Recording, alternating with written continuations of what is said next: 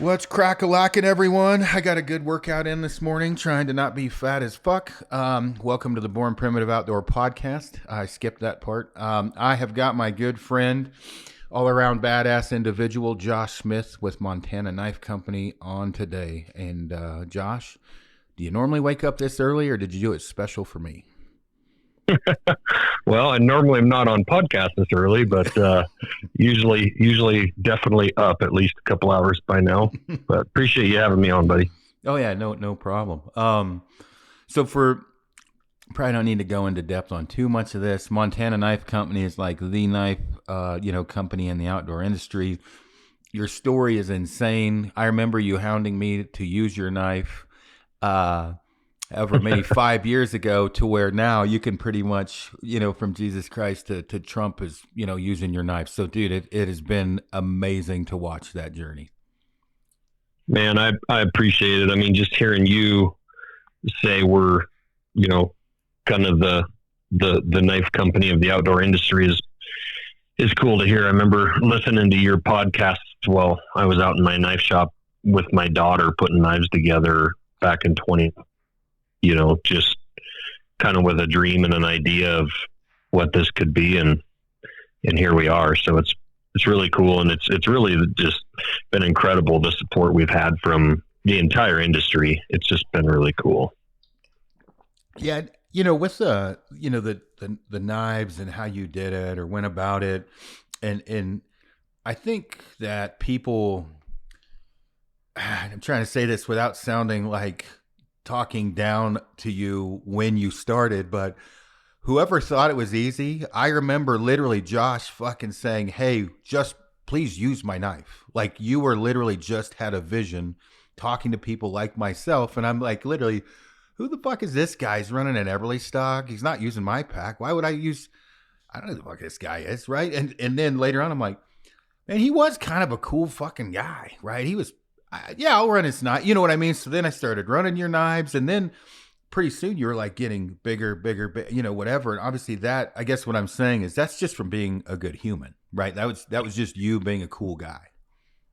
No, I appreciate that. And I remember the conversation specifically when I talked to you and I was like, hey, I'd love to have you, cause I was at that point I was just trying to have everyone use our knife, but I wasn't asking for anything back necessarily in return. I wasn't like, hey, use this in post. Or I think a lot of people make that mistake where they're like, they'll send you something for free and then they'll hound you for the next 3 months. Can you make a post on Instagram? I never did that with anybody. It was just like, all I want you to do is just try it, but I'm not, and then do whatever at that point. But I remember that conversation specifically, and you were like, hey man, like I looked you up. You're not even fucking customer of Kifaru. and I kind of was like, yeah, no, I know. I understand that. I get it. And I didn't say this to you at the time, but to be fully honest, and Everly stock was really good to us just from kind of the beginning there. Glenn was just super nice. And a couple of those guys there, Casey and Greg, but, I couldn't afford really nice gear back then. I tell my employees 10 years ago this year, I was living in a camper in my driveway with my 4 kids. I was divorced. I was an apprentice lineman for Northwestern Energy, and my house had burned down. And so I had no house. I wasn't sure if the insurance was going to come through. I wasn't sure if I was going to get a loan. I actually ended up borrowing money from a knife customer to help me, get through my divorce, which was a very embarrassing moment to call a knife customer and be like, can I borrow some money? And so during those years after my house burned down, as a single guy raising 4 kids and had built this new house, and I didn't buy anything like at all when it came to the outdoor industry. It was just, man, it was rough. Like I told my employees, like I had bought an old 1972 piece of fucking shit truck from my foreman at Northwestern Energy. And then the bastard like fucked me over on it because it was like it died on me every 3 days, and my buddy had to come tow me off a Lolo Pass with my 4 kids when I took them up to go sledding, like 40 miles home. So what I didn't tell you at that moment in 2020 is that I really used the only money I had. I was using to start MKC. In fact, my wife's my new wife at that time, Jess, who I'm married to now. When we got married, just before that, her dad passed away, and he ended up leaving her. We ended up with like 20 grand, and she gave me that 20 grand to buy steel to start MKC.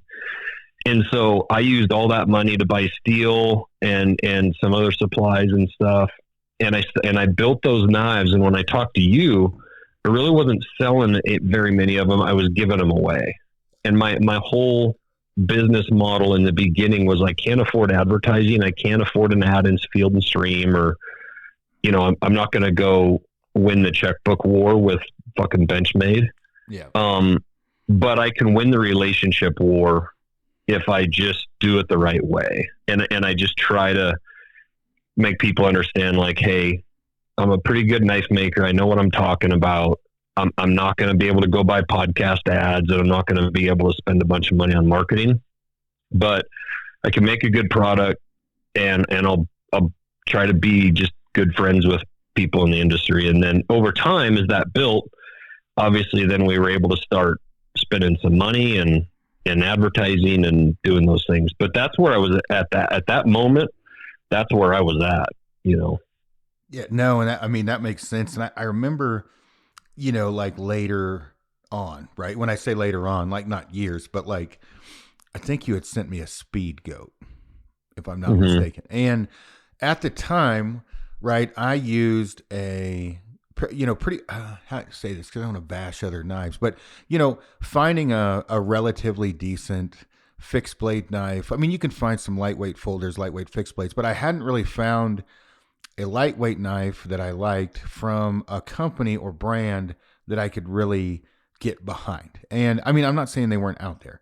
And so I had used like interchangeable blade knives a bunch, and they're okay they're good for some things, but they're not good for everything. Right. The blades break and shit, and you got to replace them. And so, I kind of like you and Work Sharp were about the same kind of time where when I say Work Sharp, I ordered some shit from Work Sharp, and I think you make a sharpener like theirs now, or was that with them? We actually do it with them. Yeah. Yeah. No. So, I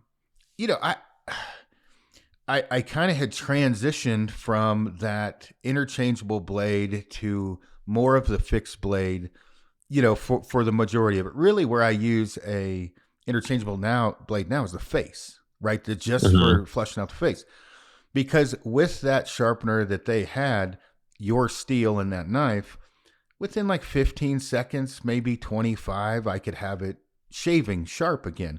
And it didn't weigh very much, right? So there's like kind of this transition. Well, for me, there's a specific like blade type that I like, and that Speed Goat's good for some things, but as you kind of came along, you started offering more and more different types of knives.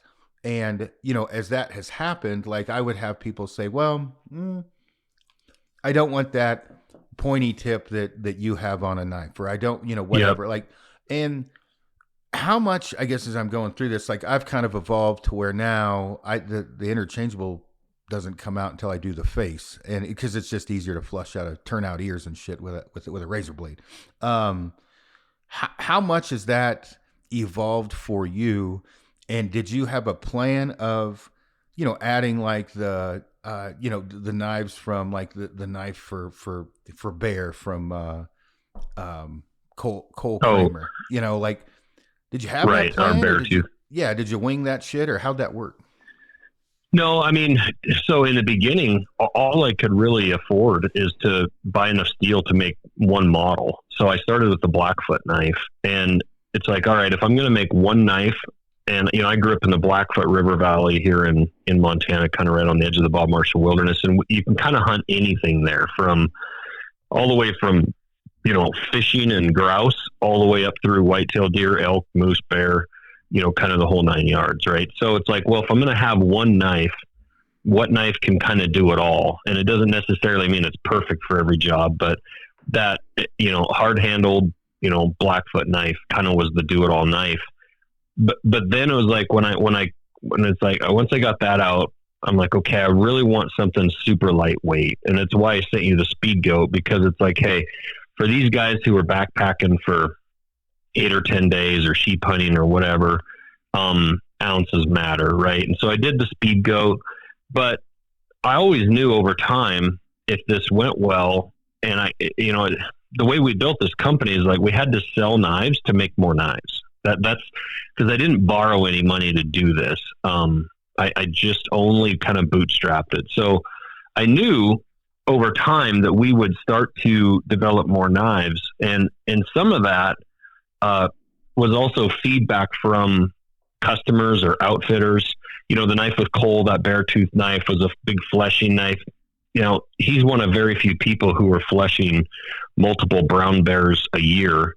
So that's a pretty specific knife that probably most people aren't necessarily going to need or want. But I also said we would be the knife company that would make specific knives for professionals, even if it wasn't necessarily for the masses. I mean, most knife companies, and it's probably a smart business move, they make knives solely based on how many can we sell. I look at it like, hey, maybe we're only going to sell 500 or 1,000 of this model, but if this is a knife design that we really feel like somebody needs, we'll make it if it makes sense. And so like that knife with Cole was that knife. But then there's other models that we decided, we ended up coming out with later, because like you said, some people didn't like the pointier knives. The Blackfoot's got quite a point on it, the Speed Goat. So like the knife that we actually just came out with Remy Warren, has a lot of belly on it and not a lot of point. Even that Jackstone knife that we did with you, it's got a point, but it's really got more belly to it. And it's a unique, that's a unique design. When you showed that to me, I'm like, man, I'm not sure. Like people are either going to love it or hate it. And I wasn't totally sure, but it's like, hey, this is a knife Aaron wants. We're going to make it. And I think it's kind of cool.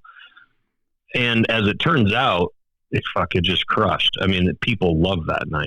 Absolutely love it. So sometimes it's not necessarily about my taste. And I've had to learn that too over time. It's like, there might be some models that we make that I'm not fully in love with, but for certain people, and a certain part of our customer base, they want it or they need it and they love it. And so, we've done some of that. Yeah. And I mean, for me, like the Stonewall Skinner and the Jackstone, those are kind of the two primaries. Now, having said that, in my little, possibles pouch or whatever, I keep a Speed Goat in there all the time, with the cord wrapped around the handle. And, just because it is handy to have the backup. And the big thing with all of these, I think, and I did a video the other day talking about sharpening, what I use is, I don't know, like quantifiable, like time, because I just haven't done it, but I certainly can do any deer without touching the blade, right? I can do a goat without sheep. Elk, not so much. It's going to probably take a couple sharpenings, at least one for me, just because I'm anal about, you know what I mean? I just touch it up. The thing is if I do an elk and I'm halfway through it, I'm only looking at 30 seconds or less to get that thing shaving sharp. Would you say that's pretty realistic? Yeah. And I'm similar to you. So like I have customers that come up and you'll see even comments online and stuff, and you'll see people say, I've done 3 elk and 4 deer, and that knife still doesn't need sharpened. And I'm like, holy shit, that knife needed sharpened months ago. I'm not ever going to say like, oh, these, any knife out there is just going to be good for multiple animals. Cause I actually really like to have my knife super sharp. So I tell people, like, I have no problem, when you get your kill kit out, have your little stone there, I have no problem kind of stopping and pausing in the middle of breaking down an elk. I also had back surgery. So I'm one of those, if I'm hunched over, bent over, breaking down an elk for, a couple hours or whatever, I need to stand up and kind of stretch my back for a second anyway. So like to stand up there and take 30 seconds to just run a few passes on that little stone and go back to work, kind of refreshed with a fresh blade, like that's what I'm about. And that stone that we did with Work Sharp, it was meant to be in a kill kit that, it's a lightweight.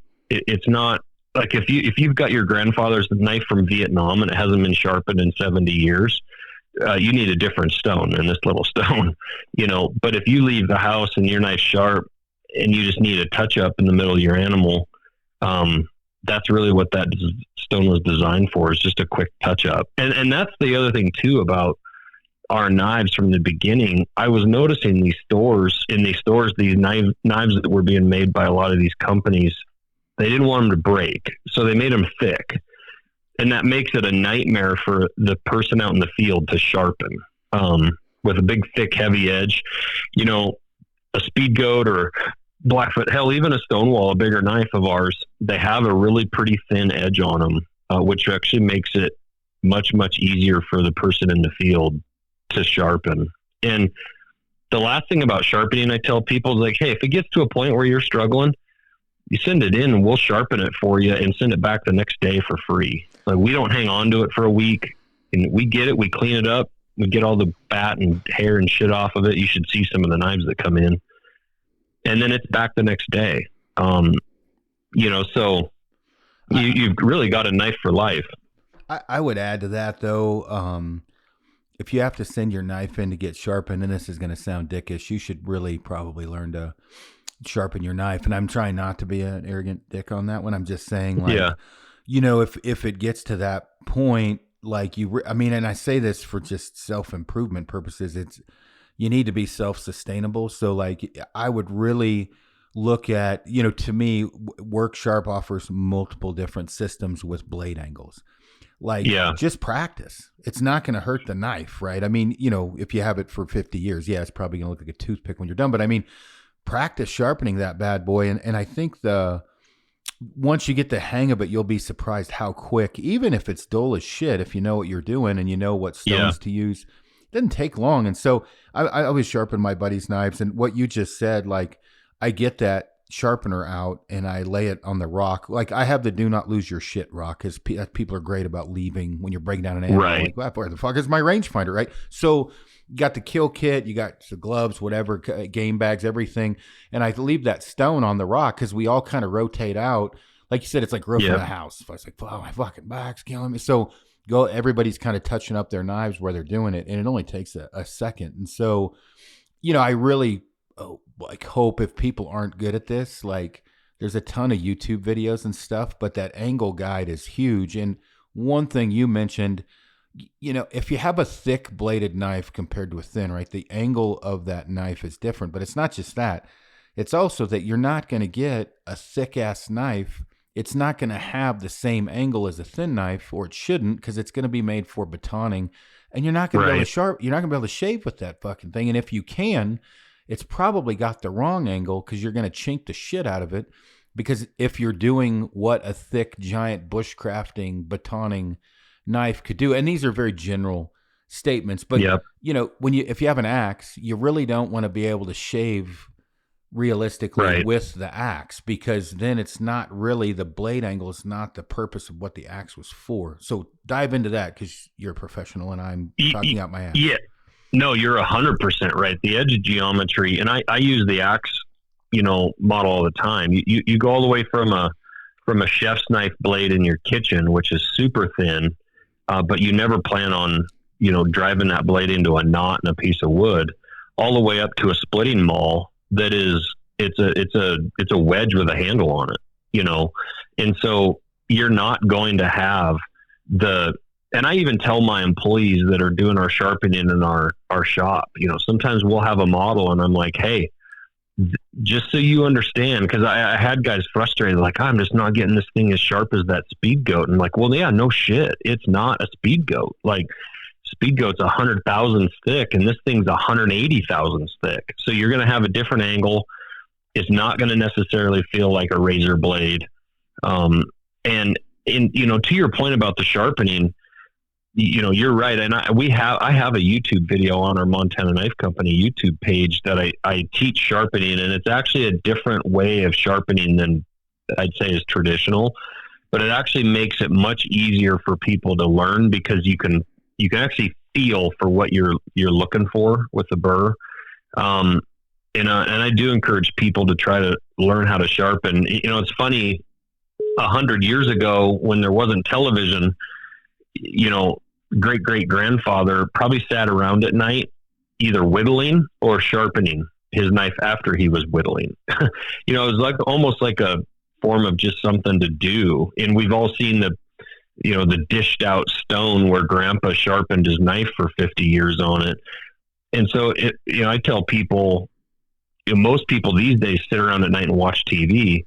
Well, get a sharpening stone out while you're watching frickin' Yellowstone and just start sharpening. Just learn how to sharpen. If you do it every night and you start playing with it, you'll get good at it in a hurry, Yeah, no, you will. And so for me, like, I'm keep bringing up Worksharp, and I'll say I have no relationship with Worksharp. Like I buy my shit and I just like the product. And I say that they've sent me a few things, but I ordered, at one time, they have kind of, I don't know what you want to call, kind of a tabletop knife sharpener that's, like a little belt grinder, like the Ken Onion edition. Yeah, and little belt grinder. I don't like that one. I'm not gonna lie. So that fucker's in the drawer. And I say I don't like it. It's just not for me. I like the stone. I like maybe the mystique of running down a stone. But they have some that spin around, right? Like they rotate 360 degrees. Yes. And then they have some too that you can just swap out from whatever grit all the way down to a strop. Those are the ones I like. You can keep the angle the same, so you can do the 20-degree angle. And you're not going to sharpen a machete on what I'm talking about. These are for applicable, hunting knives. But, I've told guys, I'm like, hey, go dole that thing up and just sit there and practice until you can shave with it. Like, and it does not take very long. And it is kind of a lost art. But the final thing, like, people need to really think about is when you're sharpening that thing, you can't go, if it's dull as shit, straight to a pixie stick, to a ceramic stick. You have to rebuild the edge. So talk about how that works as far as the edge works, from whatever grit all the way down to a strop.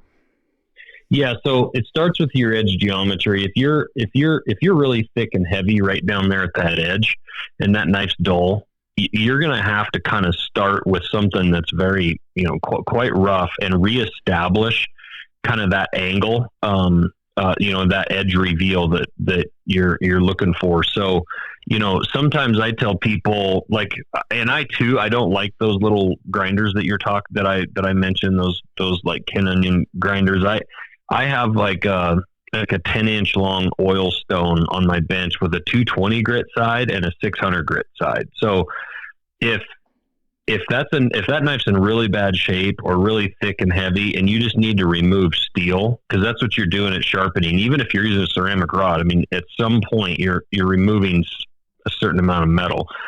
So starting with a 220 grit side and being quite forceful, and I say it on my videos, like, you're putting a lot of pressure on it, and you're just kind of hogging away steel. You're at that 17 to 20 degree angle, and you're just kind of hogging away, and you're trying to establish an angle on both sides of that blade and start to develop a burr that you can feel. And that burr is basically a wire saw edge, and it'll kind of move back and forth if you're switching sides on that blade. But once you kind of get that angle, now what you have is a really rough edge, and again, it's like a saw.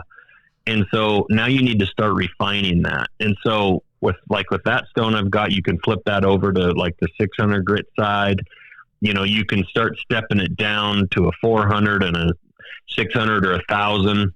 You start going really high, you can start to create an edge that maybe is great in the kitchen, but not necessarily out in the field. So, but you keep refining that edge down until you still have a little bit of that burr and a little bit of that saw feel to it, but it's refined. I compare it to like, if you ever been to a the difference between like an old logger 2-man saw with saw teeth that were an inch and a half tall, down to like a hacksaw where you have really fine teeth. And you're looking for something that's really fine, but if you look under a microscope at that knife edge, there's little teeth there, and those little teeth are actually what's doing the cutting, and they're biting and they're grabbing. So if you cross hair or hide, those teeth are actually doing the work. And so that way, as those teeth start to wear and start to round down, same as a hacksaw, even as they start to wear and come and round out, you still have teeth there, and you can still get some work done. Until those teeth are just completely gone and that edge is basically flat. Now, if you sharpen a blade, some of these stones, you can have like 8,000 grit stones.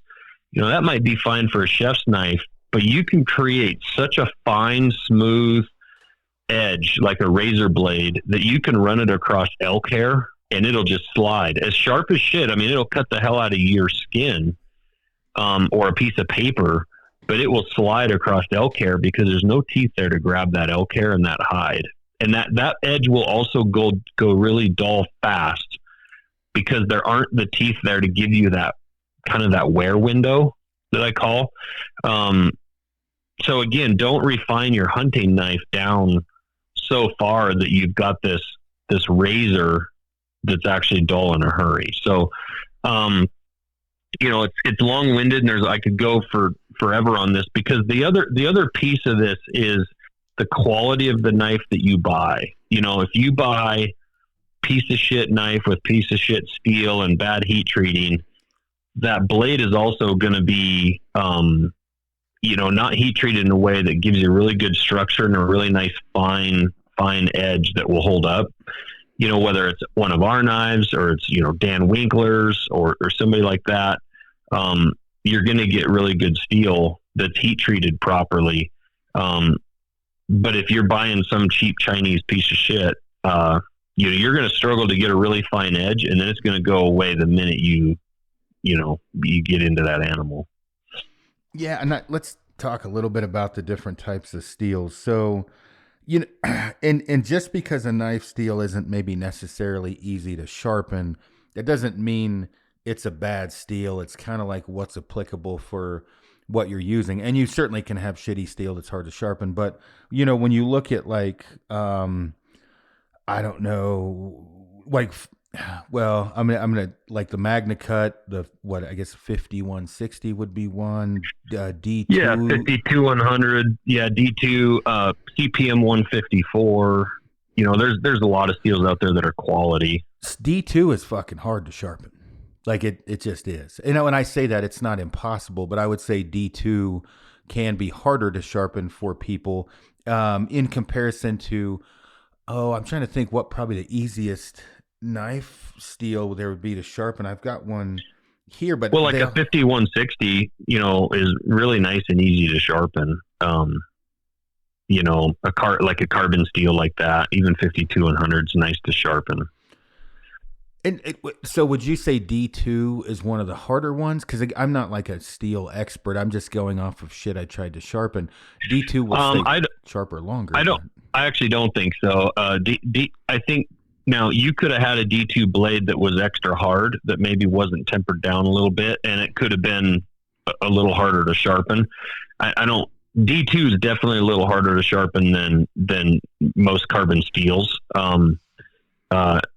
But I don't look at it that hard. Like an S90V, or an S45VN, those stainless steels that they have, they're just harder than a wedding dick. I mean, they're and they have a really high. It's called the Catra test. It's a wear resistance test. They're super, super wear resistant. Like when they're sharp, when you get them and they're brand new sharp, they're going to last a long time because it's a wear resistance that those steels are being rated on. And wear resistance also makes it hard for you to sharpen. Like the more wear resistant it is, the harder you're going to have a chance of removing steel on your stone to get it sharp.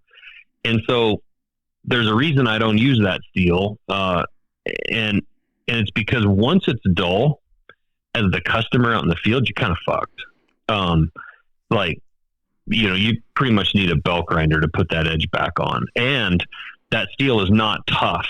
It's a kind of an inverse scale. If I can explain this right, there's hardness, which is kind of equated to wear resistance. And then there's toughness, and hardness is not toughness.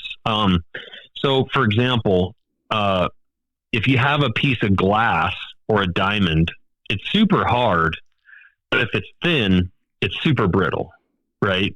And so it's not tough. Now, with a knife blade, the harder it is, right out of the quench, out of the oil or out of a plate quench or whatever, that blade is harder than hell, but it's very brittle. You drop it on the floor, it's going to break in multiple pieces. So once you temper that blade by heating that blade up to its proper temperature, you start to reduce the hardness in that blade. And as you reduce the hardness, the toughness scale starts to rise. And so what you're looking for as a knife maker and a knife company is you're looking for a nice balance. If I temper that thing all the way back to soft, well, now that blade's tough as hell. I mean, you can bend it around back and forth all you want. It's not going to break, but it's also not going to have any wear resistance in the field, and it's going to go dull in an instant. So you're trying to stop your heat treating process where you have a real nice balance. And again, this depends on the kind of knife. If I'm making a bushcraft knife for you to go out and chop trees down and pry on shit, I'm actually going to bring that hardness down a little bit more than I am like a chef's knife, because I know you're going to abuse the hell out of that knife and I don't want it to break. But that might mean it loses its edge just a tiny bit quicker. Where in the kitchen, you can leave that Rockwell hardness up really high or higher. But I also know you're not, well, maybe the way you cook, you might be prying, burnt shit out of the pan, but most people aren't prying with a chef's knife. So, again, I'm sorry to go down this rabbit hole. I try to keep it somewhat simple, but you're looking for a steel that does a really nice job of being tough, but also being as wear resistant as possible with the highest toughness possible. And that's where like MagnaCut was invented by Laren Thomas, a PhD metallurgist, for the knife industry. And he actually tried to develop a steel that more mimicked carbon steel in its toughness, but had more wear resistance than like our 5200 carbon steel blades. They're super tough, but they don't quite hold an edge as long as like the MagnaCut blades. And that MagnaCut came out after I launched Montana Knife Company, and we were the first, I'd say, production knife company to use it in the hunting industry. I literally got first batch samples of it. And as soon as I saw the performance of that, even though we were making knives with 5200 carbon steel, I largely started switching over to that MagnaCut steel just because of its qualities. So I had to go sorry look. to talk so damn much. No, this is good. And I'm glad you brought it up because I had to look through my notes because you were like, no, D2's not that bad. I'm like, what the hell was it I was using? It was Rex 121 maybe, or Rex 21. Okay. I'm glad you brought it up because that was hard for me to sharpen enough to where I got rid of the knife as fucking fast as I got it. Because, for me, and I've been to taxidermists that will tell me I use the softest steel I can for what I do because I can sharpen up immediately.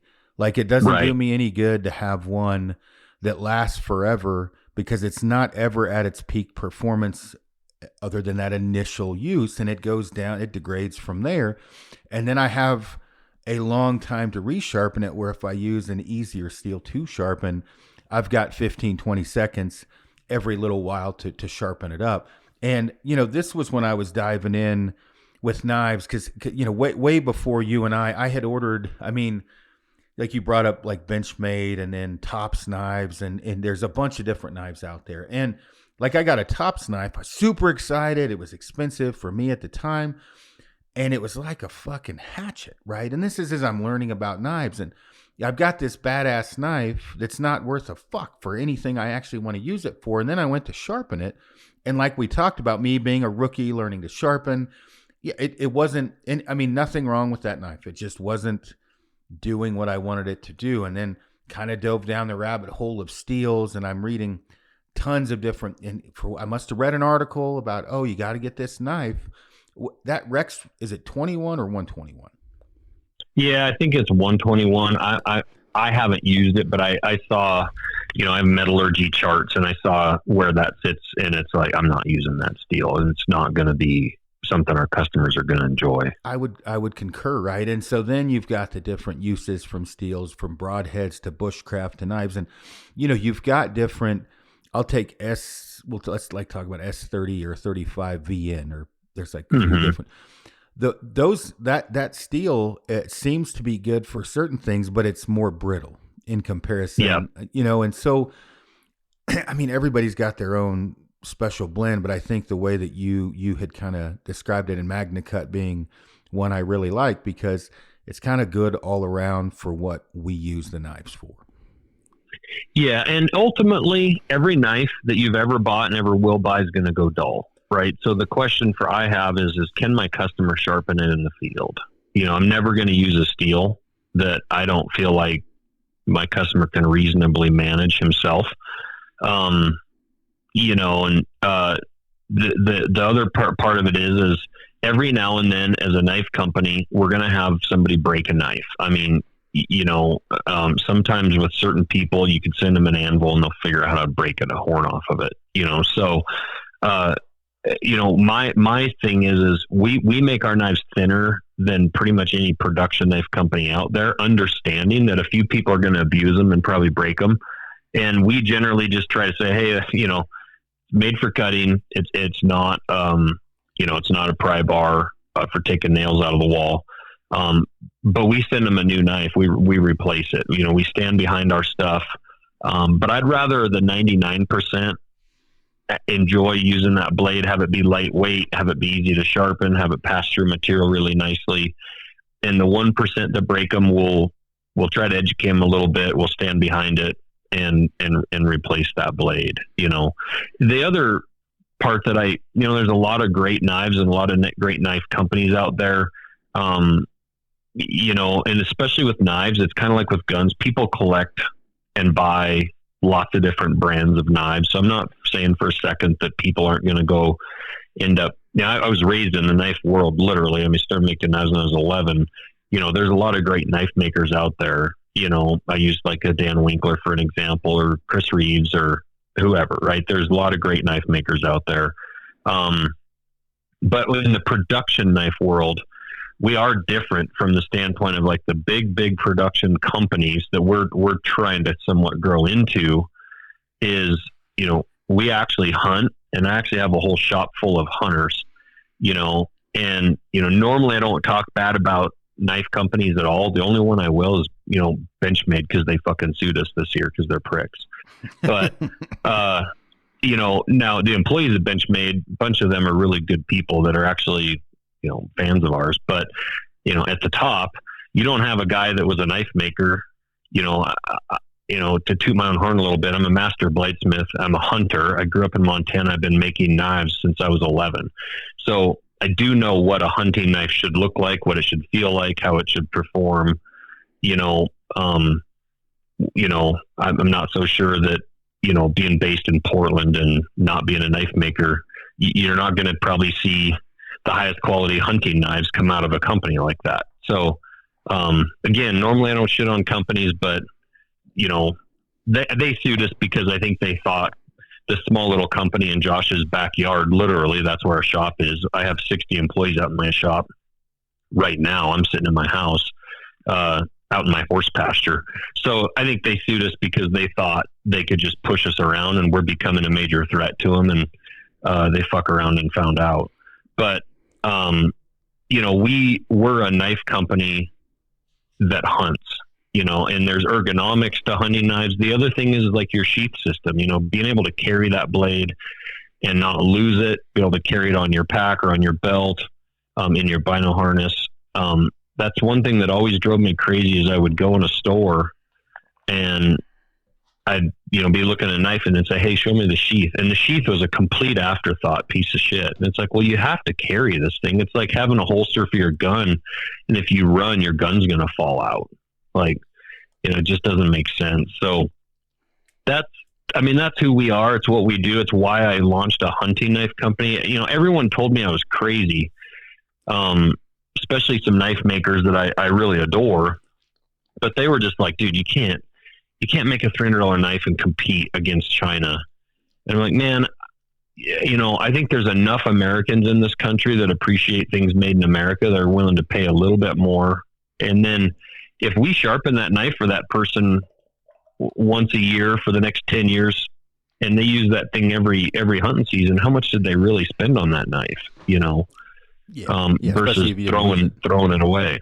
Yeah. No, I agree. And, touching back like with the pry bar system of the knife, I will say that Jackstone's a little bit thicker. You can get away with a little more, but I did watch a guy break a speed goat. And when I was watching him, I was like, I should have said something, but I'm like, I'm going to see how this shit plays out. Cause he's prying on a thing like it's his fucking pecker. Right. And snap. And he's like, man, I snapped my knife. I'm like, well, it's not a fucking pry bar, dude. Like, and I was trying to be, teach right at the same time. I'm like, hey, you don't have to pry on that thing if you make the cuts correctly. And it was prying out the hip socket of a moose. And right. I was like, yeah, man, like you really, if you're having to do that, you're definitely missing, some finer points of detaching that bad boy. Cause you can, don't get me wrong. Moose are big. You want a bigger knife, like a longer blade for,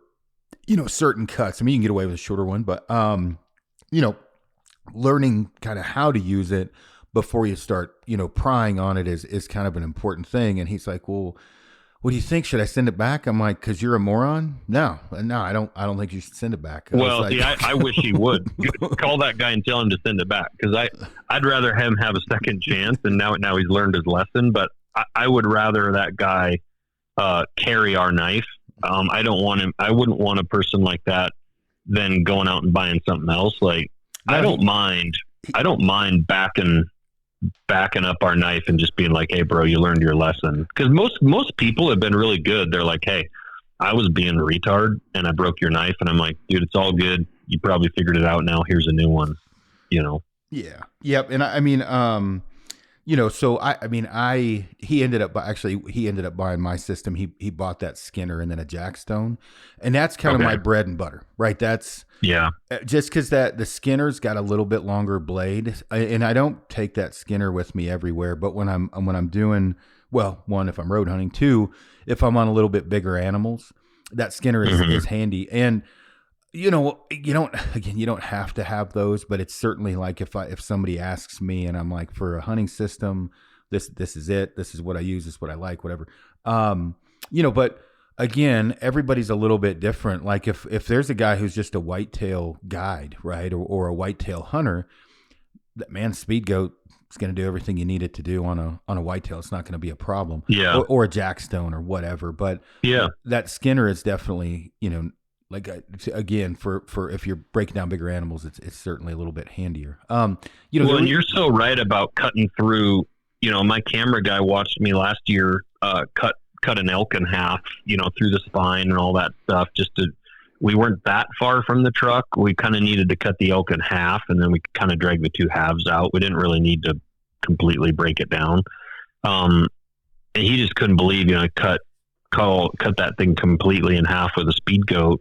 Same thing, like my son shot a moose in Canada this fall, and broke that thing down. Like you say, going through those hip sockets and all that stuff, like you can go through all that real gently and be cutting tendons and breaking that stuff apart and not be having to pry.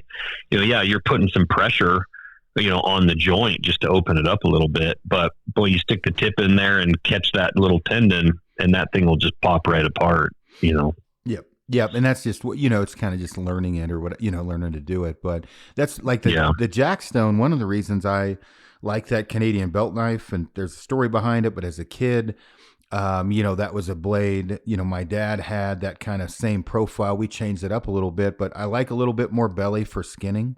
Um, Hmm. and again, the only time where I need that fine tip is when I'm flushing, like turning out the ears or flushing out the face. And so then I'm just basically using a razor blade for that. Now you can do it you can definitely do it with a speed goat. But most people in the lower 48 are not fucking with the face. They just hand it to the taxidermist, right? Like they're not turning out ears and shit, I guess is what I'm saying. Right. So it's a whole different world with that. But I mean, obviously, like that Jackstone blade for me, that profile is a big one for that specific, use. And can we talk about anything else you're potentially coming out with, or do we have to not talk about Yeah, that? no, you can. Yeah. You want to talk about the other blade that you had made for me and a Yeah. few other people? Yeah. I was screwing with it yesterday. So I ended up needing, and I can't tell that whole story, but I ended up needing more of a bushcraft type of a knife for batoning, and so with that, like on my end, I called Josh. I'm like, hey dude, I need you to build me this knife, and I sent a few profiles that I liked. You gave your feedback, and then you said, hey, I'm going to change up the steel a little bit, and I'm like, hey, whatever you think. And so that knife, I mean, you're going to end up coming out with it. You want to talk about it a little bit before I do? Yeah. I mean, we're going to come out with it next year. It'll be a little bit later in the year. That's why I wanted to get it back from you. Cause like when I sent it to you, it was kind of in a rush for that deal. And I traced it, but I kind of liked the ergonomics of it. And our guys kind of recreated it and 3D printed it. And I wasn't convinced that it was really how I made it exactly. So that's why I asked for it back from you, so I could actually kind of really truly map because I handmade that thing. And, I do that fairly often and that is a little bit of the difference between us. And I think, some of these bigger companies is like, if I just don't feel like we're getting it right, I'll go hand make it. And then we'll copy that. So that's what I'm doing, but it's we have a bushcraft knife right now. We call it a bushcraft knife. It's probably a little bit misnamed. We're actually, kind of breaking news on this too. Like we're redeveloping an actual bushcraft knife, for that bushcrafty world. But then there's like this, I'd almost say more like a camp knife or a chopper. That's kind of what that blade that I sent you, because I hate to call it a bushcraft knife, because the people who are super nerdy, and I'm not, but the real nerdy people that are bushcrafters wouldn't necessarily consider that a bushcraft knife. So we're kind of redoing a couple things on that. But that big blade that I sent you, basically that thing's meant to go chop down the world, Yeah, and that's, for me, and you're right, because a bushcraft knife is definitely, it's a smaller profile with certain different features or whatever, where this is kind of somewhere between a Bowie knife and a miniature, machete, basically. And so for what I needed it for and everything else, like I kept it because I kept using it. And I actually, when you said like a camp knife, I keep it in the back seat. You have that sleeve behind your back seat of your vehicle. And one of the main things I used it for, oddly enough, was on whitetail and mule deer. When you're gutting them and you get down to the pelvis, right? Some guys will take a sawzall, split the pelvis or whatever. You can actually put that knife in there, put the blade towards you, and just pop it up and split the pelvis on deer. So I used it a bunch for that. I caped a few deer out with it, gutted them, just fucking around. You know what I mean? Like, so when people ask, like, how easy is it? But the other thing too is like batoning. You get a lot of guys, as far as chopping down trees, batoning, splitting wood or whatever, it works really well for that. It's just an all around good knife for chopping shit up. And I think, can we say who else used that, or we probably can't yet? I don't think I can. I think that's supposed to be coming out on TV soon, but I don't want to. Yeah, you might. I don't want to overstep that one. Yeah, end up in a lawsuit. It's a badass blade, and it's and the truck knife, that's what Brandon, my business partner, is like, dude, this is like the ultimate truck knife. Like, you have it in the back seat. You know, if you end up finding yourself in a, car jam in a protest, Yep.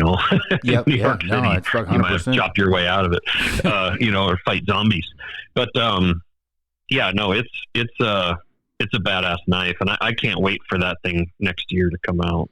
Yeah, I think I'm more excited for that than I was the Jackstone. And when I say that, like with and it's kind of one of those things with what you think you'll use a knife for, and then what you end up using it for. And, for that knife initially, you're like, I don't know if I'd ever use that. It's pretty big. And the next thing you know, I got it in my back seat and the fucking thing's out all the time. And I'm like, holy cow. And I'll give you an example. Like, ran into some guys that were stuck towing each other out. They didn't know how to tie knots. And so they basically, you can't tie knots, tie lots. And so they every knot they have tied to every orifice of that vehicle is not one that's coming out. Right. And of course I could do it with a smaller knife, but like they've got it tied to ropes to trees and shit. And I'm like, what clusterfuck do you guys have going on here? Right. And so, I just grab that big knife and I'm hacking all these knots off and I'm chopping fucking little trees down and I'm like, holy shit. And so, for example, like a tree for prying. Now, oddly enough, I had a silky saw in the back in something in my truck, but I didn't even think about it. I just went over something like the size of maybe not my calf, but most people's legs, like a normal sized tree. I don't know, 30 seconds, trees down, hacked it up, right? Got the limbs off, and we've got, that's another, like limbing. It's really good for limbing trees, shit like that. Yeah, no, it's a knife. Honestly, it's like the most fun knife that we make. Yeah, like it's just a blast, but it's also one of those, like you say, just having it in the back seat of the truck. You're not going to be, every day carrying that thing up into the woods. But, a lot of people, like I have a Go Fast camper on my truck. A lot of these guys now camp, they have different camping systems that are on their truck, or they're camping next to their truck, or even like setting up a wall tent. That thing is just going to be like the ultimate blade for kind of that truck camping, base camp blade to just have stuck in a log and just have around. And what's also nice about it is, like you say, you were caping out deer and stuff, but it actually does come sharp as shit, and it's got a little bit of a tip on it. Like in a bind, you can use it for whatever you need as far as a knife goes. Just might not be your go-to whitetail knife, which actually, if it is your go-to whitetail knife, I want to be friends with you. Yeah, no shit. You're an interesting person. Oh, yeah, no kidding. Well, can we talk about the sheath system and then who made me? Yeah. The sheath. So what are you going to use for a sheath with that? So we just confirmed this yesterday when I told you I was messing with it yesterday. Francesca with Teton Leather Company made a leather sheath for you for it, for what you were trying to do. And, the Kydex is awesome for like a hunting knife. That's a plastic sheath, right? And they fit really nice and stuff. But you start getting over a certain size, and plastic just gets weird to me. I don't love it. One, it's kind of hard to make and mold, but two, it's just like too much plastic for me feels kind of a little bit strange. And so, the problem with the leather is it's definitely more expensive. So it's like this fine line. I'm just kind of like probably saying more than I should, but when you're making a production knife, you do kind of have to weigh out like, God, how much is this thing going to cost in the end? It's a big blade. It's a lot of material. And I told my gal yesterday, Shelby, that's our product line girl. She's like, well, this leather sheath is going to cost this, it's going to be a bit more expensive. And I'm like, you know what? That it just needs to have a leather sheath. Like and it is going to cost what it's going to cost. And I'm not even sure yet on that total, but, the point is that knife needs a leather sheath. And, so that's what it's going to come with, is one of, Francesca's leather sheaths. Was that the other part about building this company that I just love, is that we have created a couple businesses. You know, when you talk about American manufacturing, you hear Trump and all these people talk about American manufacturing coming back and stuff. People don't realize the kind of offshoot businesses that are created when you have American manufacturing. So like with Francesca, when I met her, you know, it was her and her husband in their basement making sheaths. And now they have like 8 or 9 employees. They've rented a commercial space, and we've like completely blown up their business. Not only our stuff that we send them, but because of our following, people now order a lot of stuff just directly from her, you know, for their other knives that they've got. Does she have a husband? Yeah, Fuck, she does. I did not know that, because I need to apologize to him and her, and we may delete this out of the podcast. I thought she was single, and the other day, because I got to be driving through your neck of the woods, and I was going to swing by her shop and then your shop, because she's where she's at, and kind of doing a big loop. And I was like, hey, can I take you out to dinner when I'm up there? I didn't think she had a husband. I feel like an asshole now. I had no idea. Fuck. That's hilarious. I feel bad now. I had no idea, because she's funnier than hell. I'm like, oh yeah. It's like, hey, when I'm up there, let me take you out to dinner or so whatever. Yeah. But I didn't. I'm probably going to delete all of this out of the podcast, but I'm just saying. No, you got to leave it in. My bad. Hilarious. I fucking had no idea. Sorry, Francesca. This is why, Aaron, this is why people love you. Yeah. I didn't know. I mean, it wasn't like I was sending dick pics or anything, but I just was like, hey, I'd like to take you out to dinner when I'm up there. No, it didn't lead to that, but now that's probably because she has a husband. Fuck. I had no idea. Whoops. Yeah. Oh, that's hilarious. Well, she took it well. But anyway, yeah, no, she's building the sheath, and like the other company that we really kind of helped blow up was the people who make our wood blocks, like for our chef's knives and our cutting boards and all that, out of Billings, Montana. They've hired I think 6 or 8 people as well. And there again, people are ordering like custom cutting boards for their companies, and just because we've shined a light on what they do, you know. So that, and I'm sure you've seen that too with what you guys have, what you've done in your career. But when people talk about American manufacturing, it's really more than just the product itself. You know, it creates kind of cool opportunity for others, you know. Yeah. Oh yeah, for sure. No, I agree with that 100%. So, well, yeah, I can't wait for that knife. I can't wait for that knife to come out. It's going to be cool. No, for sure. No, it will. It'll be awesome. I'm excited. But, and then there's another, I'm not going to say, there's another Jack Stone release at some point in the next few months. So for the people hounding me, it is coming. Eventually. It's coming. And now that I've embarrassed myself, I really don't have anything else to say other than I really appreciate, the partnership and the friendship, and really just what you do for the community. It's pretty awesome to watch, Montana Knife grow, how many people you employ, and really, Brandon's another, we didn't mention him at all, your partnership with him, he's a stud. I mean, you can't say enough about that guy either, as well as everybody else. Shelby's always been great to me, as well. She's funny. So, and she knows how to deal with me. She is single. If you want to ask her to dinner, Aaron, that's, see, I got it all fucked up.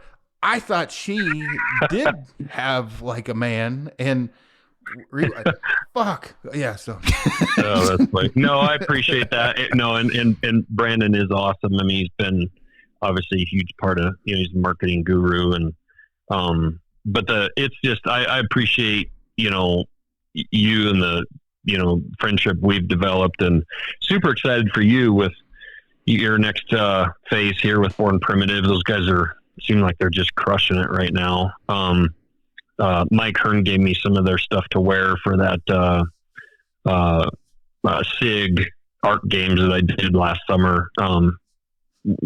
That kind of, I guess, tactical kind of competition. I hesitate because I'm no Army Ranger, but wore that stuff for 3 days running around in the heat here in Montana shooting and whatnot, and I was super impressed. like really like some of my favorite pants that I'd worn, especially with how hot it was, and it was just like kind of running and gunning literally for 3 days, and I was just super impressed with their stuff. So.